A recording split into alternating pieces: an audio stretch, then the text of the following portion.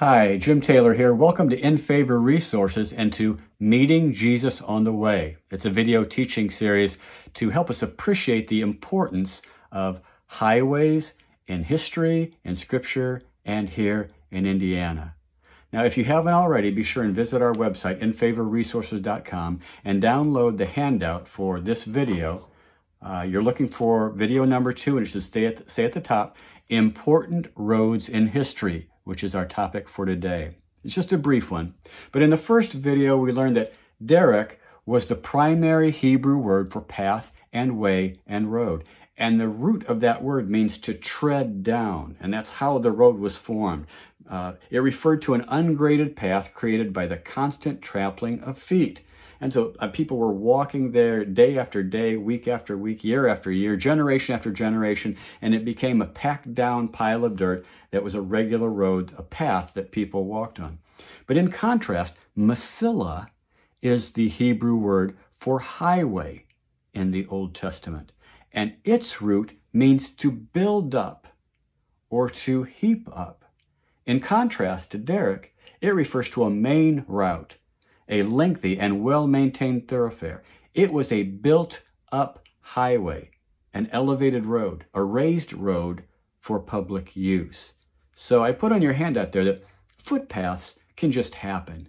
People are walking the same place, same direction for who knows how long, and you've got yourself a path. But highways are different. Highways are planned and executed. They're constructed. So to make a Mesilah, stones and other obstructions were removed, and rough places were leveled, and low places were filled in, and high places were cut through. The center surface of the road was built up, and ditches were dug at the sides for drainage. It's interesting to me that the names that we have for these various avenues are so descriptive and so accurate, and many of them we still use today because they're still descriptive and they're still accurate. For instance, highway. All my life, I've said highway together, never thought about what it meant, but because Mesilah means to be built up, highways are usually just that. They are the highway. When I get onto 465, I'm usually going around a loop and then I'm going up to reach the elevated highway. When I'm traveling on a highway in Indiana, usually I'm above the city. They were called highways because they were higher than that beaten down path, and many times, especially in cities with interchanges, they're still the highway. Or something like a sidewalk. Why do we call it that? Well, because it's a place for us to walk safely. We're off to the side of the busy highway or the busy roadway. If you're like us, we were constantly telling our kids, get off the street and stay on the sidewalk. And like children 500 years ago, 1,500 years ago, they didn't listen either. A freeway. Well, it's obvious. We call it a freeway because they don't charge for us to drive on it as we have to on our toll roads, which is also descriptively named. A byway is known as that because it's still an avenue, but it's away from the busier avenues and the more well-traveled roads. It's a byway. You can still get there, but it's more roundabout. So these things were called what they were. I mean, they were named after the service they performed or the need they met, and we call them the same thing today because they're still fulfilling that. They're still meeting those needs. When I travel on 465, I am still on the highway. Roads have played such an important part in human history. And there'll be more on that in the last video in this series, number 7. But in the meantime, I put some points there on your handout. All these are about ancient roads. The Hittites held their massive empire together through two things, through cuneiform, which was a common method of writing, and through military roads.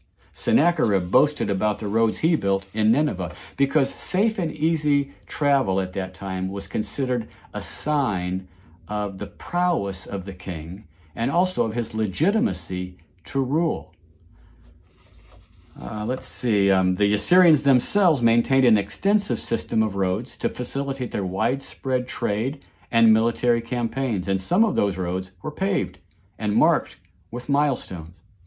Now, the royal road of the Persians connected the Mediterranean with the Persian Gulf. Herodotus traveled on it, and he vividly described its way stations and fortified hostels and garrison posts and toll gates and services. These weren't little dirt paths out in the middle of somewhere uncivilized.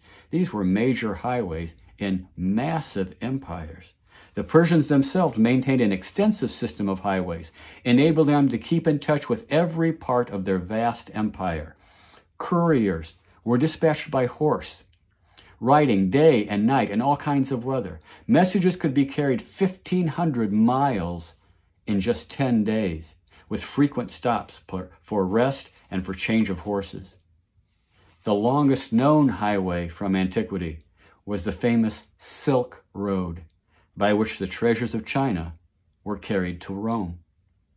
The International Standard Bible Encyclopedia summarizes this way: by such roads as these, the Nestorian Christians made their way to China, the Jews traveled to establish their colony at Kaifeng, and Marco Polo made his way to Peking or Beijing.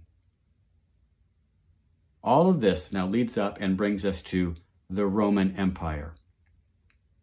Along with modern America, probably the greatest road builders that the world has ever known. Now, the Romans didn't make the first highways. This is another set of blanks on your handout. The Romans didn't make the first highways, but they did build the best ones. I've got a quote there next to the picture that illustrates the quote. Roman highways were constructed to last.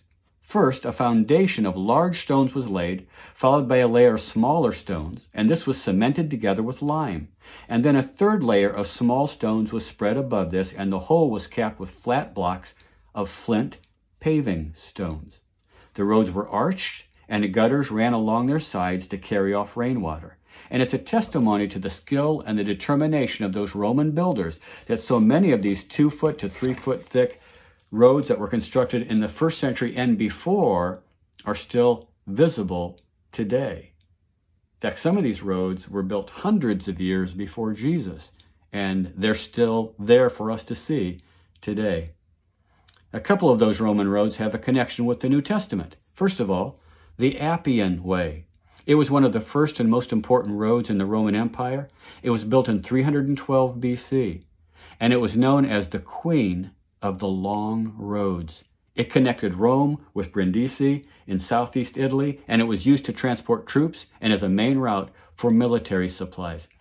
This road was so well constructed that 250 years later, now think about that, 250 years later, that's almost, America's almost that old as a country. Think about the roads that existed here 250 years ago.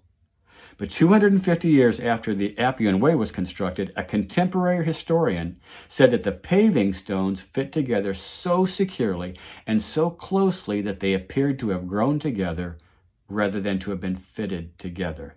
They fit like puzzle pieces. 250 years later. Listen, folks, where I live, we're tearing up our highways and our roads and our streets and recovering them and fixing them. It seems like every 10, 15, 20, 25 years.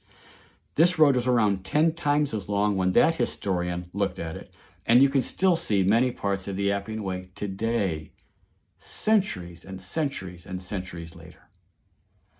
It was along this road here, a 120-mile stretch of it, that 6,000 slaves were crucified from the army of Spartacus. Spartacus led that, Spartacus, a.k.a. Kirk Douglas, led that very successful revolt against Rome.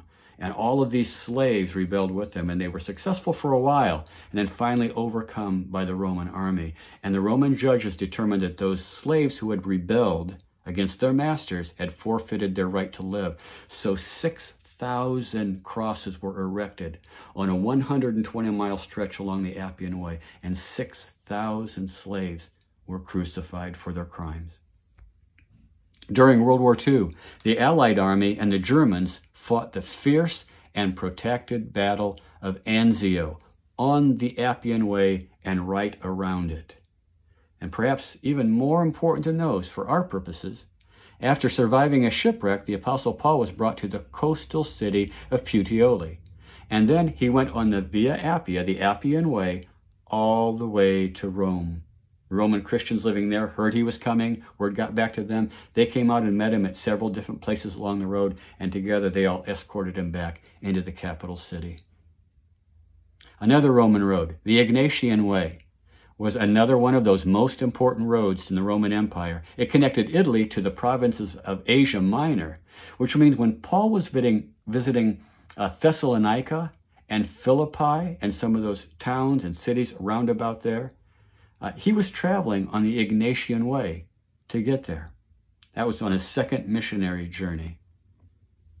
Now, this is a very quick review, just a very short and brief introduction to ancient roads in history. And just one suggestion here to follow up. I encourage you, when you finish watching this, to search on your browser under ancient roads or Roman roads and search for images. And you're going to be presented with page after page of amazing pictures of these ancient roads, still in amazing, wonderful shape today, millennia later. They're all very impressive. And when Jesus walked on them, when Paul walked on them, they were already centuries old. These roads are marked by milestones and markers and posts. They are decorated with inscriptions from the kings or the rulers that helped build them and helped restore them and keep them up. They went under arches and they go over bridges, and they're amazing. And it helps to give us some perspective, I think, on how far back in the past, in the very distant past, and for how long now, we have had very carefully, intentionally designed and well-constructed, well-maintained, well-traveled roads and highways, which is something to consider when you're stuck in traffic. Right now, as I'm recording this video, everybody's upset about the 69 construction in my part of Indiana, and it just slows everything down. But you know, it's all part of this story that just goes on and on and on. A story that continues in the next video, where we'll look at important roads in ancient Israel and their purposes and where they went and who used them and for what purposes. And then in video number 4, the romance of Indiana highways. And yes, I use that word advisedly. This is some great stories behind the most important roads in Indiana. There's information there about other resources we offer. I invite you to look at that, and I hope that you'll come back for video number 3. Thanks.